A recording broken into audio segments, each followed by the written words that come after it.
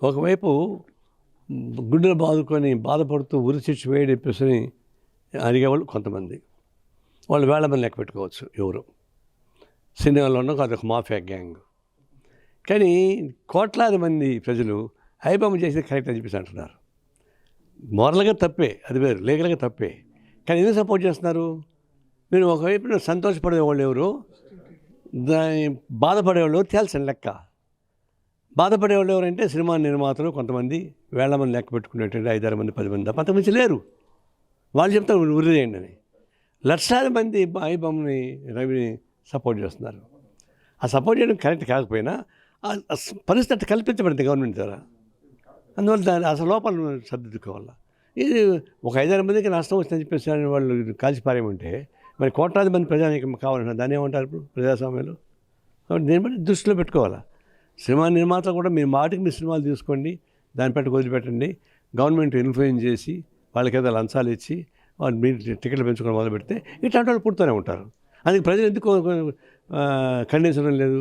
మాకు ఫ్రీగా సినిమాలు చూపించాడు వాడు ఎట్టంటాడా అంటారు.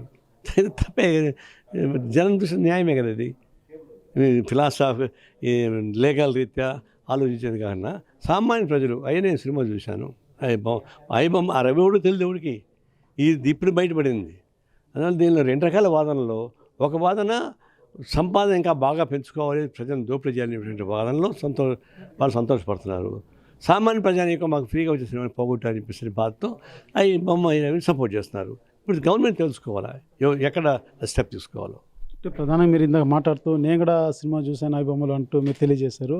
అంటే ఒక సినిమా ప్రియుడిగా మీ వ్యక్తిగతంగా మీకు ఎలా అనిపించింది ఐబొమ్మ పట్ల, ఇటు ఇండస్ట్రీ పరంగా ఈ 2 కోవాలో చూస్తే మీకు ఎలా అనిపిస్తుంది? ఐబొమ్మ ఇప్పుడు ప్రింట్ బాగలేదు, అది ఒకటే లోపం. ఏ సినిమా చూశారు సార్? అది ఏదో నాకు అది గుర్తుంటుంది. ఎప్పుడో ఈ కోవిడ్లో అట్లా ఇట్లా ఖాళీగా ఉన్నప్పుడు చూసాను తిరిగ్గా. అటువంటి కొత్త సినిమాలు కన్నా వస్తున్నాయి ఆటోమేటిక్గా. అది నేరం నాదైతే నన్ను కూడా అరెస్ట్ చేసుకోవచ్చు, నాకేం అభ్యంతరం లేదు. కానీ మరి సినిమా దానిలో వస్తుంది చూడకుండా టీవీ పెడితే అది వస్తూ ఉంది, నన్నేం చేయబట్టావు చూసాము.